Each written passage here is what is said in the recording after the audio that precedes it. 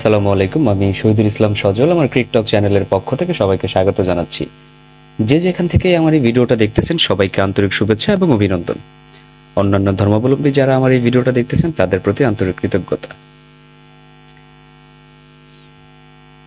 শুক্রবারে ফ্রাইডেতে শুরু হতে যাচ্ছে বাংলাদেশ বনাম ভারতের মধ্যে এই যে দুই ম্যাচের মানে কি বলো এটাকে, ওয়ার্ল্ড টেস্ট চ্যাম্পিয়নশিপের যেই টেস্ট সিরিজটা খেলতেছে বাংলাদেশ বনাম ভারতের মধ্যেকার, সেখানে শুরু হতে যাচ্ছে আপনার 2 নম্বর যেই টেস্টটা আছে সেটা। এখন কথা হচ্ছে গিয়ে চেন্নাইতে আমরা যেটা দেখেছি, ভারত কিন্তু খুব আপনার তুলনামূলকভাবে খুব আরামের সাথেই কিন্তু ম্যাচটা জিতে নিয়েছে 280 রানের ব্যবধানে। এখন কথা হচ্ছে গিয়ে ভারত কি বাংলাদেশের এগেনস্টে খেলতে নেমে কানপুরে তাদের এই উইনিং স্কোয়াডটাই কি রেখে দিবে, নাকি সেইখানে কোনো কাটাছেঁড়া করবে, মানে কাদেরকে নিয়ে খেলতে পারে কাদেরকে নিয়ে খেলবে না, এরকম কিছু ব্যাপার স্যাপার নিয়ে এই ভিডিওটাতে আলোচনা করতে চাই। তো দর্শক, আমরা ইতিমধ্যেই আপনারা এটা জেনে গেছেন বা যারা আমার আগের ভিডিওটা দেখেছেন যে কানপুরের পিচ সম্পর্কে আমি কথা বলেছিলাম। কানপুরের পিচটা হচ্ছে মূলত কালো মাটির পিচ, আর কালো মাটির পিচে সচরাচর স্পিনাররাই বেশ সুবিধা পেয়ে থাকে। যেহেতু স্পিনাররা বেশ সুবিধা পেয়ে থাকে, সেই ক্ষেত্রে আমার যেটা মনে হয় যে ভারত স্কোয়াড নির্ধারণের ক্ষেত্রে অবশ্যই স্পিনারদেরকে বেশি প্রায়োরিটি দিবে। সেই ক্ষেত্রে আপনার এমন হতে পারে যে লাস্ট ম্যাচটাতে ভারত আপনার রবীন্দ্র জাদেজা, আপনার রবিচন্দ্রন অশ্বিন, এই দুজন স্পিনার খেলিয়েছিলেন, একজন স্পিনার কম খেলিয়েছিলেন। আমার কাছে মনে হয় যেন এই টেস্টটাতে ভারত স্কোয়াডে আরেকজন স্পিনার অ্যাড করতে পারে, এটা আমার কাছে মনে হচ্ছে। কাকে নিবে বা কাকে নিচ্ছে না সেটা সেই ব্যাপারে পরে আলোচনা করতেছি। আমার যেটা থট আমি সেই ব্যাপারটা নিয়েই কথা বলবো। আর ব্যাটসম্যানদের ক্ষেত্রে যদি আপনি চিন্তা করেন যে যেহেতু ভারত, আমরা জানি যে ভারতের ট্যালেন্টের কোনো শেষ নাই। এই যে বাংলাদেশের বিপক্ষে যখন স্কোয়াড ঘোষণা করছে, সেইখানেও বেশ ভালো ভালো কিছু ব্যাটসম্যান ছিল যাদেরকে যারা হয়তো বা সুযোগের অপেক্ষা আছে। সেই সুযোগটা কি ভারত তাদেরকে দিবে কিনা সেটা হচ্ছে আলোচনার বিষয়, দেখার বিষয়। তো আসেন দর্শক, আমার কাছে যেটা, আমার দৃষ্টিভঙ্গিতে যেই স্কোয়াডটা নিয়ে ভারত খেলতে পারে সেই স্কোয়াডটা নিয়েই কথা বলি। প্রথমে ওপেনিং স্লটে কিন্তু অ্যাজ ইউজুয়াল আমার যেটা মনে হচ্ছে রোহিত শর্মা তো থাকবেনই অ্যাজ ক্যাপ্টেন, এবং তার সাথে আপনার ইয়াশাসবি জয়সওয়াল, এই দুজন কিন্তু ওপেনিং স্লটে থেকেই যাচ্ছেন। 3 নম্বর স্লটটাতে আপনার শুভমান গিল, চতুর্থ স্লটটাতে আপনার বিরাট কোহলি। 5 নম্বরের যে জায়গাটা আছে সেই জায়গাটা হচ্ছে মূলত আলোচনার বিষয়। সেটা হচ্ছে প্রথম টেস্টে আমরা যেটা দেখেছিলাম, লোকেশ রাহুল কিন্তু 5ম নম্বরে না নেমে 6 নম্বরে ব্যাটিং করতে নেমেছিলেন, সেটা মেবি দলীয় বিপর্যয়ের কারণে। তো যাই হোক, আমরা ধরে নিচ্ছি যে 5 নম্বরে লোকেশ রাহুলই খেলবেন। কিন্তু এখানে যে কথাটা আমি বলতে চাই, আপনি যদি লক্ষ্য করে থাকেন দর্শক, বাংলাদেশ এবং ভারতের মধ্যেকার যে প্রথম টেস্টটা গেল, সেই টেস্টটাতে কিন্তু লোকেশ রাহুলের পারফরমেন্স অত বেশি ভালো ছিল না। লোকেশ রাহুল 2 ইনিংস মিলিয়ে হয়তোবা 50+ রান করতে পেরেছিলেন কিনা আমার সঠিক এখন মনে নাই, তবে আমার কাছে মনে হয় না করতে পেরেছিলেন। তো তার কাছে ভারত যে জিনিসটা প্রত্যাশা করে, টেস্ট হোক বা ওডিআই হোক বা যেই ফরম্যাটই হোক না কেন, সেই জায়গাটা হয়তোবা লোকেশ রাহুল পূরণ করতে পারছেন না আপাতত। এই টেস্টের দৃষ্টিকোণ থেকে এটাই বলা যায়। তো আমার কাছে মনে হয় যেন এই যে ভারত যখন টেস্ট স্কোয়াডটা ঘোষণা করেছে, সেই স্কোয়াডে সরফরাজ খান বা সরফরাজ খান সম্ভবত একজন ক্রিকেটার আছেন, খুবই ট্যালেন্টেড, খুবই মেধাবী। আমরা এর আগেও দেখেছি যে তিনি ইংল্যান্ডের এগেনস্টে বেশ ভালো পারফরমেন্স দেখিয়েছেন ভারতের পক্ষে। তো আমার কাছে কেন যেন মনে হচ্ছে যে KL রাহুল হয়তোবা, আই ডোন্ট নো দর্শক, আমাকে ভুল বুঝবেন না, আমি কিন্তু আসলে স্কোয়াড জানি না, জাস্ট আমি আমার গেসেস থেকে বলতেছি। আমার কাছে মনে হচ্ছে হয়তো বা কানপুরের গ্রিন পার্কে বাংলাদেশের সাথে যে টেস্ট ম্যাচটা খেলতে যাচ্ছে ভারত, দ্বিতীয় এবং শেষ টেস্ট ম্যাচ সিরিজের, সেখানে হয়তো বা লোকেশ রাহুলের জায়গা নাও হতে পারে। এটা আমার পার্সোনাল থট। এখন এটা ম্যানেজমেন্ট বলতে পারবে যে তারা কাকে খেলাবে কাকে খেলাবে না।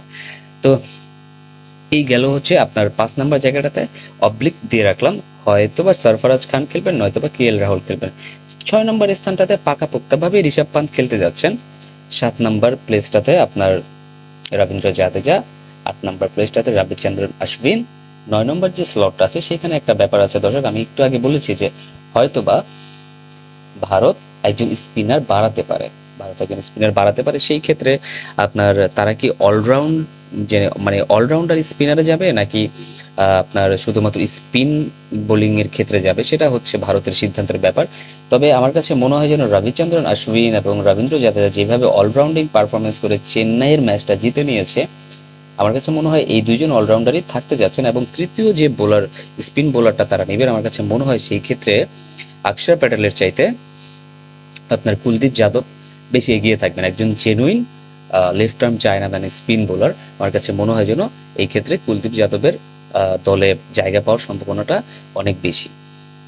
এই গেল 9 নম্বর স্লট। এবং 10 এবং 11 নম্বরে যে জায়গাটা থাকে, চেন্নাই টেস্টে ভারত খেলিয়েছে 3 জন পেসার, জসপ্রীত বুমরা, মোহাম্মদ সিরাজ এবং আপনার আকাশদীপ, 3 জন পেসার খেলিয়েছেন। তো আমার কাছে মনে হচ্ছে যে এই টেস্টটাতে, কানপুরের এই টেস্টটাতে বাংলাদেশের এগেনস্টে ভারত 2 জন পেসার নিয়ে খেলতে নামবে most probably, I don't know, হইতে পারে সেই ক্ষেত্রে আপনার জসপ্রীত বুমরার জায়গাটা ফিক্সড থাকতেছে 10 নম্বরে। এখন কথা হচ্ছে 11 নম্বর জায়গাটাতে কে খেলবে?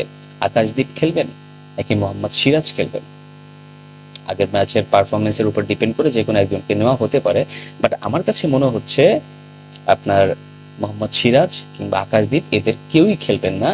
খেলবেন হচ্ছে ইয়াশ দেওয়াল, যিনি কিনা গত আইপিএল এর আগের আইপিএলে যার এক ওভারে রিঙ্কু সিং আপনার 5টা ছক্কা মেরেছিলেন, যেটা আমার খুব বেশ ভালোভাবে মনে আছে। একটা হারা ম্যাচ কিন্তু কেকেআর জিতে গিয়েছিল আপনার এই এই বোলারটার হবে। কোন টিমে তিনি খেলতেছিলেন সেটা আমার সঠিক মনে নেই, দর্শক মাফ করবেন। তো যাই হোক, তিনি কিন্তু প্রুভ করেছেন বিধায়ী তিনি ভারতের এই টেস্ট দলে জায়গা পেয়েছেন।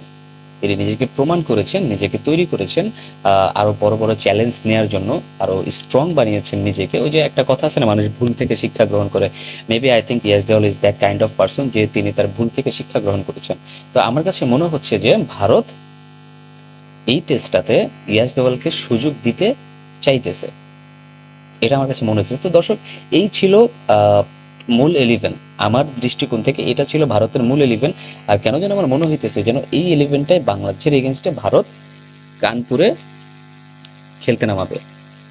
এবং সার্বিকভাবে যদি আপনি আমাকে জিজ্ঞেস করেন যে এই টিমটা কেমন, এই টিমের কম্বিনেশনগুলো, আমি বলবো যে this team is much better then past team. যেভাবে টিমটা সাজানো হয়েছে, সেইখানে যদি আরেকজন স্পিনার ইনক্লুড হয়ে যায়, সেইখানে যদি কুলদীপ যাদব এন্ট্রি মারে, খুবই ভয়ানক স্কোয়াড, খুবই সিরিয়াসলি খুবই ভয়ানক স্কোয়াড। এই স্কোয়াডের সাথে কম্পিট করতে কতটুকু পারবে বাংলাদেশ, সেটা শুক্রবারেই যখন খেলা শুরু হবে আমরা জানতে পারবো দর্শক। তারপরে দর্শক, আপনারা যারা আমার এই চ্যানেলটার সাথে আছেন, যারা আমার কথাগুলো শুনলেন, আপনাদের কাছে কি মনে হয় যে স্কোয়াডটা ঠিক আছে কিনা? এই স্কোয়াডের এগেনস্টে বাংলাদেশ কি পারফরমেন্স করতে পারে, বা বাংলাদেশের ব্যাটসম্যানরা কতটুকু সহনশীলতার পরিচয় দিতে পারে? যেহেতু কানপুরের পিচে রান হয়, সেটা আপনি স্পিনার যতই খেলেন না কেন, পেসাররা যত সুবিধা পাক না কেন, ব্যাটসম্যানরা কিন্তু মোটামুটি বেশ ভালো একটা ফ্লোতে থাকে, বেশ ভালো একটা রান কিন্তু কানপুরের পিচে তারা পায়। তো সেই কনফিডেন্সটা, সেই বিশ্বাসটা যদি বাংলাদেশি প্লেয়াররা মনের ভিতরে ধরে রাখতে পারে, তাহলে হয়তো বা ভালো কিছু করা